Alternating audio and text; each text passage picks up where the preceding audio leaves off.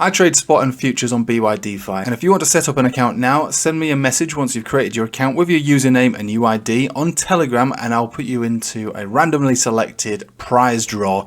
I've got $10, $20 and $50 gift cards to give out, which basically go against your trading fees, giving you free trading fees basically until the gift cards run out. BYDFi. Hello everybody, welcome back. So, just when you think you've seen it all, you've not obviously ever seen it all. I would never have expected what happened to have happened. So, first of all, I suppose there is one thing that I did expect to happen. Bitcoin to 48,000, or should we say Bitcoin to 47,972 before rejection. Fair play to you. So, basically, that was exactly as expected. Now, we've not closed this candle body yet. This is a weekly. If we do close it at this level, it would be a bit of a problem. If we close it a little lower, obviously it's not too much of an issue. This is basically still small-term consolidation. But if we do close it here or higher, that would be enough divergence on the money flow index on the weekly to suggest the top is in now. And also, we have hit the top as far as price is concerned. So with that came, for me, more or less what I would consider to be the end of this crypto rally and getting ready for the consolidation. So that is kind of what I expected. What I didn't expect is for Ethereum to suddenly decide to wake up and have another attempt to break its 2,400 zone, or should we say 2,453 cents. So at the moment charts are still working, I have to say. I mean, when it comes to I suppose what I expect to see for Bitcoin, and at least for Ethereum and Ethereum's potential area for a breakout, basically supports, resistances, moving averages, all on the the charts are telling us what's going on.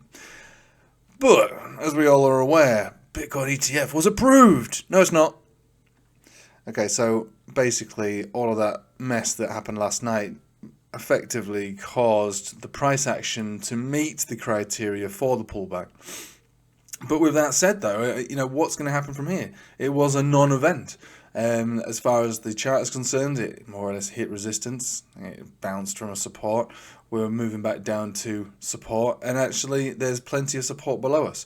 So there is a chance actually that we just continue with this, and believe it or not, it is an uptrend. We've got a series of higher highs and higher lows at the moment, and I would be looking for Bitcoin maybe to retest potentially like 44,000, and then make another attempt back up to 48, maybe even higher. Is it something that I'm prepared to play? No. Like I say, my plan remains exactly the same.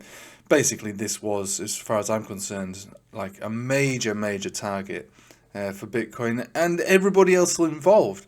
But when I said that, you think you've seen it all and you haven't, this is not what I expected. In fact, I'm going to probably look a little bit like a massive loser. Because it was only last night on the Patreon that I was saying this chart, the Ethereum to Bitcoin chart, looks awful. And I mean, it does, and it still does, let's face it. You can have moves up and moves down and still be consistent with a general trend. But it doesn't look good. But as I was speaking yesterday, I think it was one of the first things I said on the stream. I said, look, I'm slightly concerned over here, We're trending below all moving averages on this daily with no real signs of divergence. We don't really have divergence that I'd care about at this point now. Nothing even on the 4-hourly.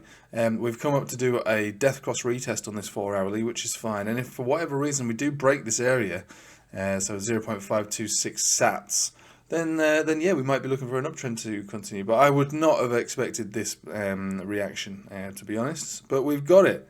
So again, the markets always find a way to humble me. No one knows it all. No one gets it right all the time. I'm pretty sure that I mention my poor trades as well as my good ones. No one's perfect, but yeah, that was a strange one. And we can see the reaction on the Bitcoin dominance chart here. The Bitcoin dominance being brought down by that move from Ethereum, and obviously the opposite move on the downside to Bitcoin. So interesting.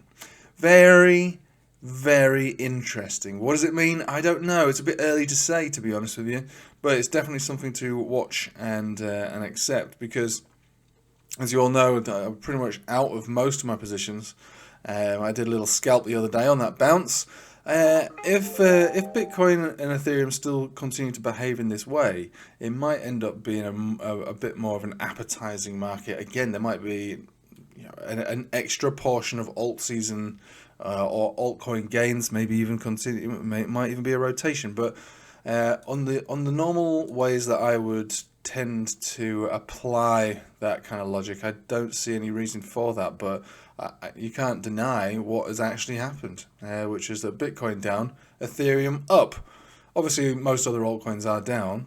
And obviously with that is bringing the dominance chart, the total market cap 2 chart down. But again, yesterday it hit the resistance, it basically hit the support, and it stayed in between. Today, it's already hit the resistance. Are we going to come back down to the support? I don't know. Got 2 drives of hidden bullish divergence, so there is a chance that this one does do the V shape as you would normally expect from a golden cross retest. There's your 50, another retest on the 50. So this chart, even though it's wiki and messy and not clear and cut, there is relevance to where it's being picked up from, and technically this is an uptrend until further notice on the daily. Now, if we take it to a weekly, what do we see? Nothing more than consolidation. So there is that chance. 50 exponential holding as well these last 2 weeks. So to be honest with you, to be perfectly honest with you, there is a chance that this one does continue on up. But I'm not willing to expose myself into this market at this particular moment. I'll stick with my original strategy, which is one of profit taking and looking for, I suppose, a bit more of a clearer understanding of what's actually about to happen. I'm not super bullish, or I'm not really even super bearish. Sometimes the best thing to do is to sit and allow for the market to generate something that's a bit more favourable when it comes to risk to reward. Now, on the plus side, and again, there's always 2 sides to every coin. This weekly is really bullish. So we never death crossed all the way from back down here. Never death crossed. We've maintained a consolidation, an accumulation, and a continuation. We've also got a trend signal on the Ichimoku cloud on the weekly, which is still unbroken. It would take for this Chiku span to close inside the price action, which would be a hefty drop, or the conversion baseline to make a negative crossover here. So as far as the weekly is concerned, Total 2 is actually trending still trending. So this is good for all of us hodlers. The hodl bags are fine and we can enjoy that. From a trading perspective, sometimes when you see these all take place on a weekly, it's not great because obviously a weekly is a very lagging time period, and it doesn't really help you particularly from getting an excellent entry point. But what it is suggesting is that, yeah, there is still a trend here, and if you take the Ichimoku cloud seriously, you would expect this trend to continue. But bear this in mind, it will continue even if we take a drop of 23%, and over the coming months you could even sustain a drop of 32% and still maintain what is considered an Ichimoku cloud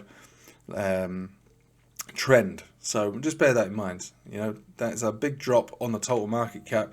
So if you're in micro caps, small caps, or generally anything that's suspect or devoid of liquidity, then yeah, 32% would be your minimum target, and the maximum target could be twice or even more than that. So just remember that, right? So this chart is trending. It's still trending. It's actually in an uptrend, but it will maintain this uptrend posture and confirmation provided that we stay above these levels, which means between 24 and 32% drop between now and the next couple of months. So take that for what it's worth. It is what it is. This is still an uptrend, and what are you going to do about it? I know what I'll be doing. Absolutely nothing. Absolutely nothing. Keep the hodl. That's fine. The hodls can continue with this trend. New trades, not quite for me, I'm afraid. Not for me. Still a little skeptical about what this market's doing, especially as Bitcoin's trending down and Ethereum's being weird. So I'll just sit and watch and wait for maybe even the rest of the week. Not convinced that the market even knows what it's doing. Right, I'll leave it with you there. Thanks for watching. Hope you have a nice day. Take it easy.